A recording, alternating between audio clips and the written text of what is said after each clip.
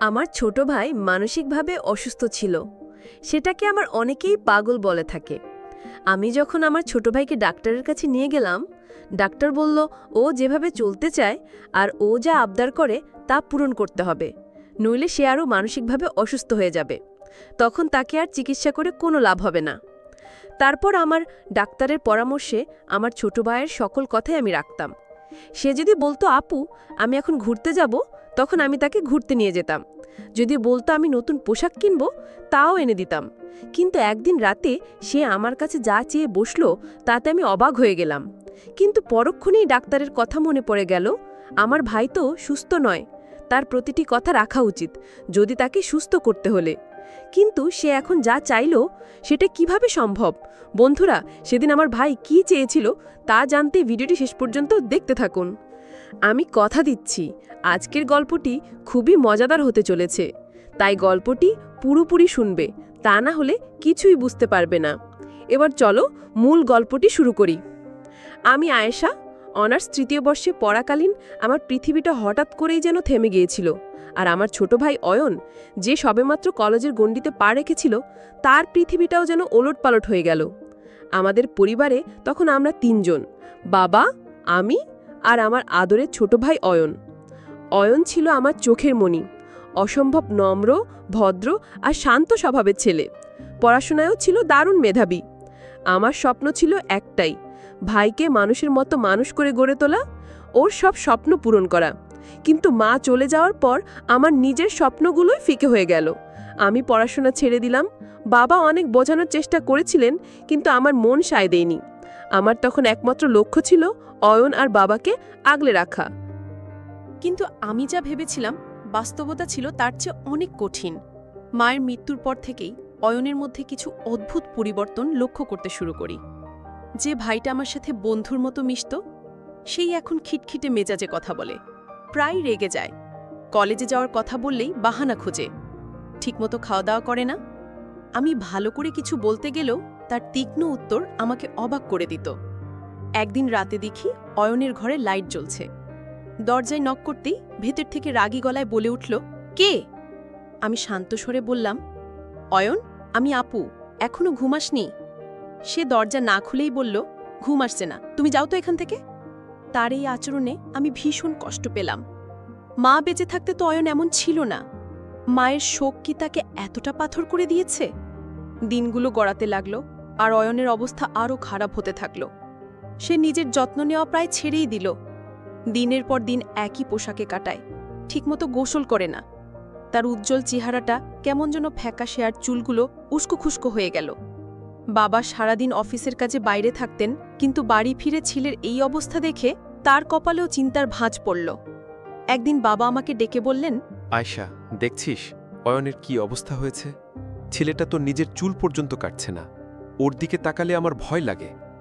ওকে দেখে মনে হচ্ছে ও যেন অন্য কোনো জগতে বাস করছে। বাবার কথা শুনে আমার ভেতরটা কেঁপে উঠল। আমার আদরের ভাইটা কি তবে মানসিকভাবে অসুস্থ হয়ে পড়ছে? মায়ের অভাব কি তাকে এতটাই দুর্বল করে দিয়েছে যে সে বাস্তবতার সাথে লড়াই করার শক্তি হারিয়ে ফেলেছে? আমি আর দেরি না করে আমার এক ঘনিষ্ঠ বান্ধবী রিমার সাথে কথা বললাম। রিমা মনোবিজ্ঞান নিয়ে পড়াশোনা করেছে। সে সব শুনে আমাকে পরামর্শ দিল, আয়েশা, দেরি করিস না, অয়নকে একজন ভালো মনোরোগ বিশেষজ্ঞের কাছে নিয়ে যা। আমার মনে হচ্ছে ও ডিপ্রেশন আর মানসিক অসুস্থতায় ভুগছে। আঘাতে ভুগছে। আমি বাবাকে সব খুলে বললাম। বাবা দীর্ঘশ্বাস ফেলে বললেন, ঠিক আছে মা, তুই ওকে ডাক্তারের কাছে নিয়ে যা। ওর চিকিৎসার জন্য যা যা করা দরকার আমরা সব করব। পরদিন আমি অনেক বুঝিয়ে শুনিয়ে অরণকে ডাক্তারের কাছে নিয়ে যেতে রাজি করালাম।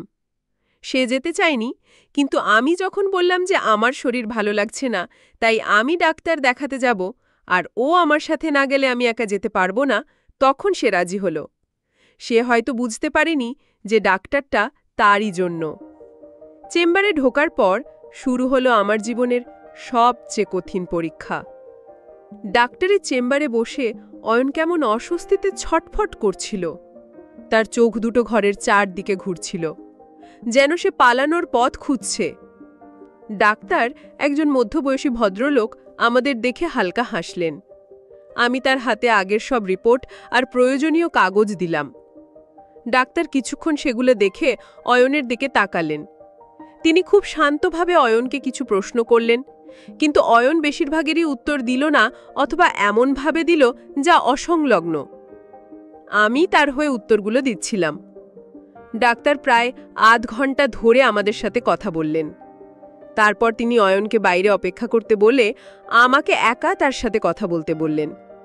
অয়ন বাইরে যেতেই ডাক্তার আমার দিকে তাকিয়ে গম্ভীর স্বরে জিজ্ঞেস করলেন, ওর এই সমস্যাটা ঠিক কবে থেকে শুরু হয়েছে?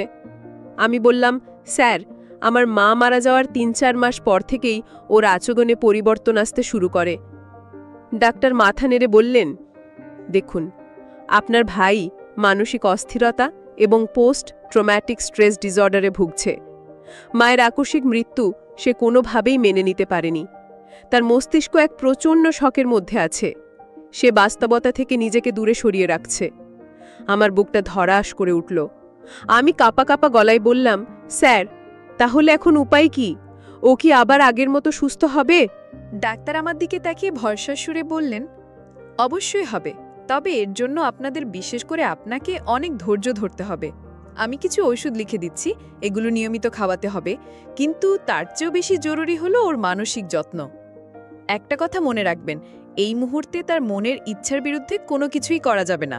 সে যা চায়, যা বলে, সেটাই মেনে নিতে হবে। তাকে কোনো কিছুতেই জোর করবেন না। সে যদি গোসল করতে না চায়, জোর করবেন না। খেতে না চাইলে তার পছন্দের কিছু বানিয়ে খাওয়ানোর চেষ্টা করুন। সে যেভাবে থাকতে স্বাচ্ছন্দ্য বোধ করে সেভাবেই রাখুন। আপনার ভালোবাসা আর সঠিক পরিচর্যাই হলো ওর সবচেয়ে বড় ওষুধ। ডাক্তারের কথাগুলো আমার মাথায় হাতুড়ির মতো আঘাত করছিল। তার মানে অয়নের অদ্ভুত সব আচরণ আমাকে সহ্য করতে হবে? তাকে সুস্থ করার জন্য তার সব কথা মেনে নিতে হবে? ভাইকে মানসিকভাবে সুস্থ করতে কতটা কঠিন হবে তা ভেবেই আমার শরীর ঠান্ডা হয়ে আসছিল। কিন্তু আমার ভাইয়ের জন্য আমি সবকিছু করতে পারবো। ডাক্তারের কাছ থেকে বিদায় নিয়ে ভাইকে নিয়ে বাড়ি ফিরলাম। বাড়ি ফেরার পর থেকেই অয়ন কেমন যেন আরও শিশু হয়ে গেল। সে আমাকে ছাড়া এক মুহূর্তও থাকতে চাইতো না। আমি রান্নাঘরে গেলে সে দরজায় দাঁড়িয়ে থাকত। আমি বারান্দায় গেলে সেও পিছু পিছু যেত। সে একা থাকতে ভয় পেত।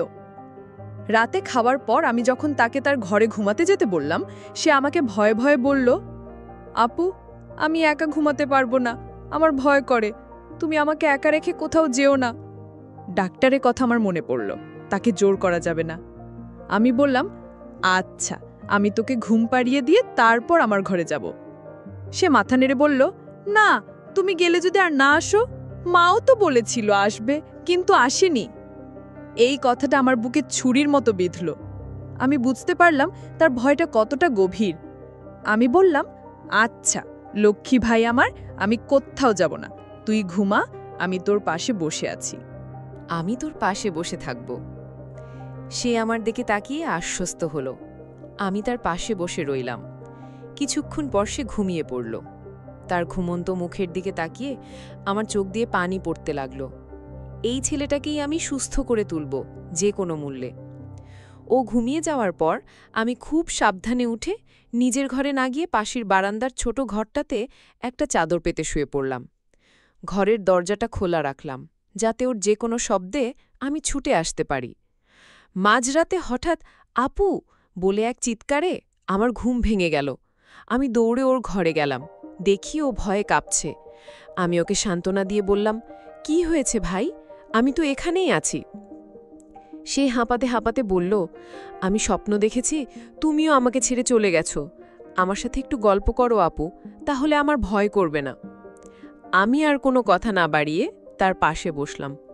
ডাক্তারের নির্দেশই এখন আমার কাছে সবচেয়ে বড়। আমি বললাম, আচ্ছা আয়, তোকে আজ ছোটবেলার গল্প শোনাই। আমি গল্প বলতে শুরু করলাম। একসময় গল্প শুনতে শুনতে সে ঘুমিয়ে পড়ল। আমি মনে মনে প্রতিজ্ঞা করলাম, এই লড়াইটা আমাকে জিততেই হবে। দিন যত যাচ্ছিল, অয়নের অবস্থা ততই অদ্ভুত মোড় নিচ্ছিল। ডাক্তারের দেওয়া ঔষধ আমি নিয়মিত ওকে খাইয়ে যাচ্ছিলাম, কিন্তু তার মানসিক অবস্থার কোনো উন্নতি হচ্ছিল না, বরং তার আচরণগুলো আরও জটিল হচ্ছিল। সে এখন আমার উপর পুরোপুরি নির্ভরশীল হয়ে পড়েছিল। একদিন সকালে আমি তাকে ডাকতে গিয়ে দেখি সে বিছানায় বসে কাঁদছে। আমি ছুটে গিয়ে বললাম, কি হয়েছে রে অয়ন, কাঁদছিস কেন?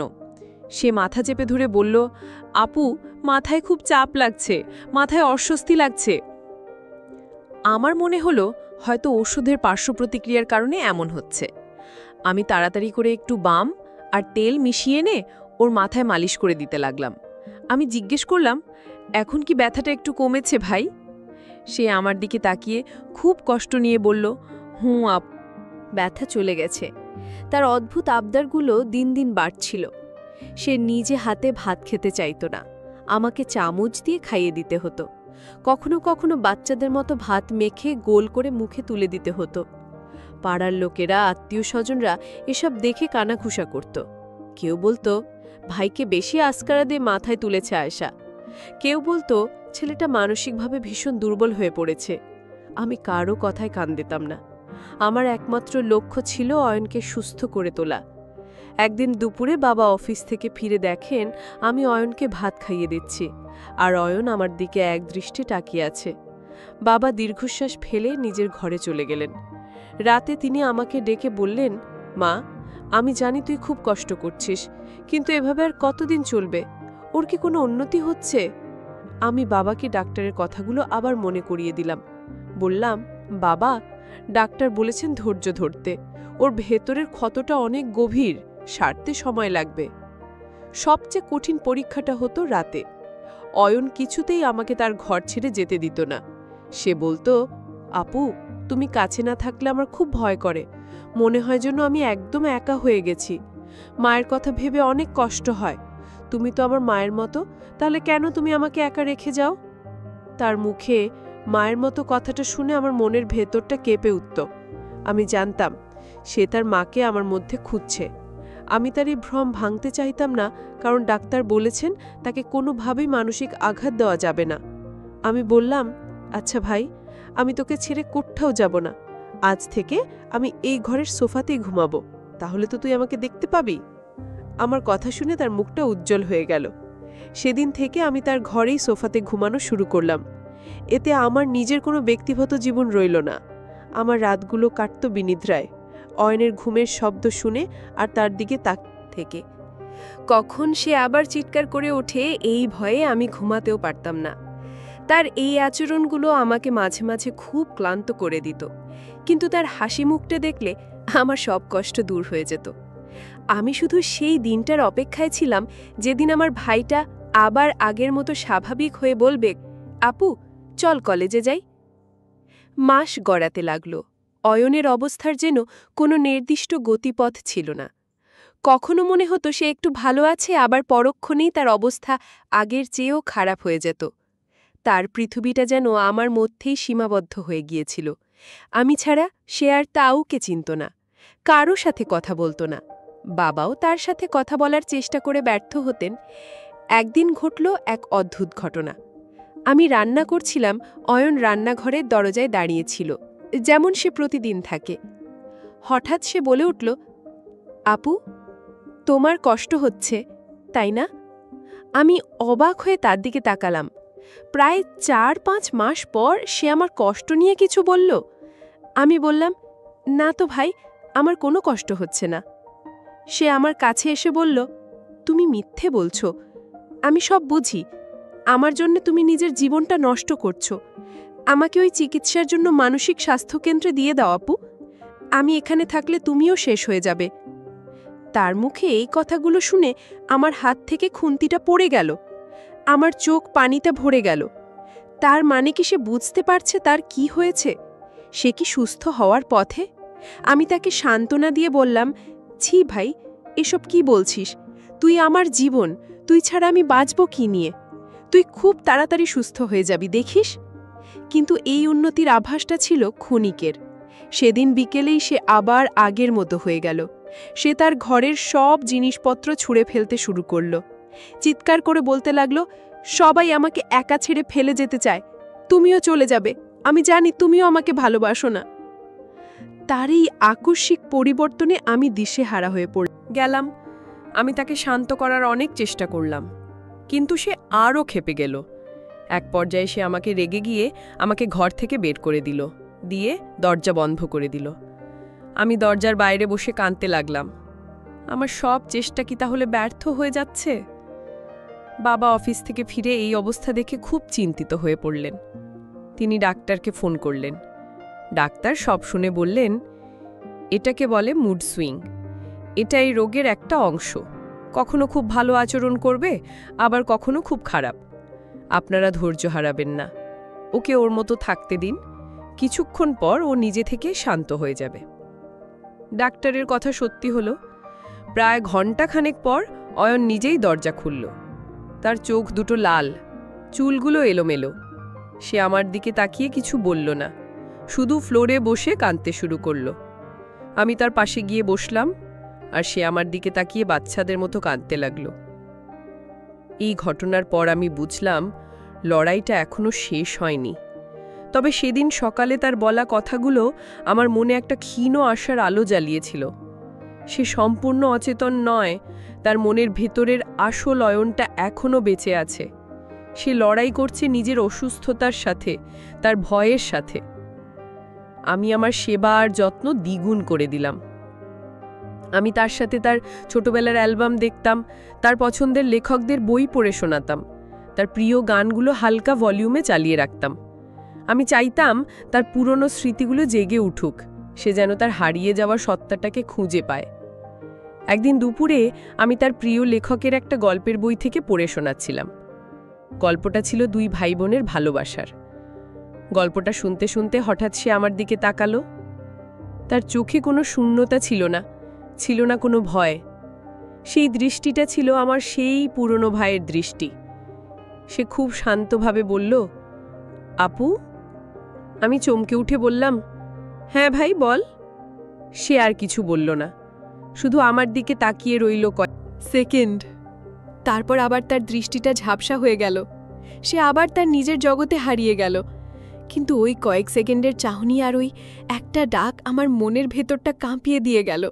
আমি বুঝতে পারলাম আমার ভাই ফিরে আসছে। খুব তাড়াতাড়ি সে আমার কাছে ফিরে আসবে। এই বিশ্বাসটুকু নিয়েই আমি আমার লড়াই চালিয়ে যাওয়ার নতুন শক্তি পেলাম। সেই দিনের পর থেকে আমি আরও বেশি আশাবাদী হয়ে উঠলাম। আমি লক্ষ্য করলাম অয়নের মধ্যে সূক্ষ্ম কিছু পরিবর্তন আসছে। সে এখন আর আগের মতো সারাক্ষণ আমাকে চোখে চোখে রাখে না। মাঝে মাঝে বারান্দায় গিয়ে একা একা আকাশ দেখে। তার ঔষধি অরুচিটাও কমে এসেছে। আমি দিলেই চুপচাপ খেয়ে নেয়। তার চিৎকার করা বা জিনিসপত্র ছোড়াছুড়ি করাও প্রায় বন্ধ হয়ে গেছে। আমি আমার রুটিন বদলাইনি। আগের মতোই তার যত্ন নিতাম, তার সাথে সময় কাটাতাম। কিন্তু এখন আমি তার সাথে ভবিষ্যতের গল্প করতাম। তাকে বলতাম সে সুস্থ হয়ে গেলে আমরা দুজন মিলে পাহাড়ে বেড়াতে যাব, তার পছন্দের লেখকের নতুন বইটা কিনে আনব, তার বন্ধুদের সাথে দেখা করতে যাব। সে চুপ করে শুনত, কোনো প্রতিক্রিয়া দেখাত না। কিন্তু আমি জানতাম আমার কথাগুলো তার মনের গভীরে কোথাও না কোথাও পৌঁছাচ্ছে। অবশেষে সেই দিনটা এলো। সেদিন ছিল শুক্রবার। সকাল থেকে আকাশটা খুব সুন্দর আর পরিষ্কার ছিল। আমি অয়নের জন্য নাস্তা বানিয়ে তার ঘরে গিয়ে দেখি সে বিছানায় নেই। আমার মনটা ধক করে উঠল। আমি দৌড়ে বারান্দায় গেলাম। দেখি সে রেলিং ধরে বাইরে তাকিয়ে আছে, তার চুলগুলো বাতাসে উড়ছে। আমি তার পাশে গিয়ে দাঁড়ালাম। সে আমার দিকে তাকালো। তার চোখে আজ আর কোনো ভয় বা শূন্যতা নেই, আছে একরাশ অপরাধ বোধ আর কৃতজ্ঞতা। তার ঠোঁট কাঁপছিল। সে খুব শান্ত আর স্পষ্ট গলায় বলল, আপু, আমি গত কয়েক মাস কোথায় ছিলাম? তার মুখে স্পষ্ট কথা শুনে আমার শরীর দিয়ে যেন একটা আনন্দের স্রোত বয়ে গেল। আমার চোখ দিয়ে টপ টপ করে পানি পড়তে শুরু করল। আমি তাকে জড়িয়ে ধরে বললাম, তুই আমাদের কাছেই ছিলি ভাই, তুই শুধু একটু অসুস্থ ছিলি। অয়ন, তার চোখ দিয়েও পানি পড়ছে। সে ভাঙা ভাঙা গলায় বলল, আমার সব মনে পড়ছে আপু। আমি তোমার সাথে কি করেছি? আমি তোমাকে অনেক কষ্ট দিয়েছি, তাই না? আমি খুব খারাপ ব্যবহার করেছি। আমাকে ক্ষমা করে দিও আপু। আমি বললাম, এসব কি বলছিস? তুই কিছুই করিসনি। যা হয়েছে তা তোর অসুস্থতার কারণে হয়েছে। তুই ইচ্ছে করে কিছু করিসনি। দেখ, তুই এখন সম্পূর্ণ সুস্থ। এটাই আমার কাছে সবচেয়ে বড় পাওয়া। বাবা আমাদের কথা শুনে ঘর থেকে বেরিয়ে এলেন। অয়নকে সুস্থ দেখে তিনি দৌড়ে এসে ওকে বুকে জড়িয়ে ধরলেন। বাবা ছেলের কান্নায় সেদিন আমাদের বাড়ির বাতাস ভারী হয়ে উঠেছিল। কিন্তু সেই কান্না ছিল দুঃখের নয়, ছিল পরম আনন্দের। কিছুক্ষণ পর অয়ন নিজেকে সামলে নিল। সে আমার দিকে তাকিয়ে বলল, আপু, তুমি আমার জন্য যা করেছ সেই ঋণ আমি কোনোদিন শোধ করতে পারব না। মা আমাকে জন্ম দিয়েছেন, আর তুমি আমাকে নতুন জীবন দিয়েছ। তুমি শুধু আমার বোন ন, তুমি আমার মা। তার এই কথাটা শোনার জন্যই আমি হয়তো এতদিন ধরে অপেক্ষা করছিলাম। আমার সব কষ্ট, সব ত্যাগ আজ সার্থক হয়েছে। এরপরের দিনগুলো ছিল স্বপ্নের মতো। অয়ন খুব দ্রুত নিজেকে গুছিয়ে নিতে শুরু করল। সে আবার পড়াশোনা শুরু করার সিদ্ধান্ত নিল। তার পুরনো বন্ধুদের সাথে যোগাযোগ করল। আমাদের বাড়িটা আবার আগের মতো প্রাণ ফিরে পেল। একদিন বিকেলে আমি আর অয়ন আমাদের মায়ের কবরের পাশে গিয়ে দাঁড়ালাম। অয়ন কবরের দিকে তাকিয়ে বলল, মা, তুমি দেখে যাও তোমার আয়েশা আমাকে কেমন আগলে রেখেছে। সে আমাকে তোমার অভাব এক মুহূর্তের জন্য বুঝতে দেয়নি। আমি বললাম, মা সবকিছুই দেখছেন। বাড়ি ফেরার পথে অয়ন বলল, আপু, চলো জীবনটাকে নতুন করে শুরু করি। বন্ধুরা, কমেন্ট বক্সে গল্পের মতামত জানাতে ভুলবেন না।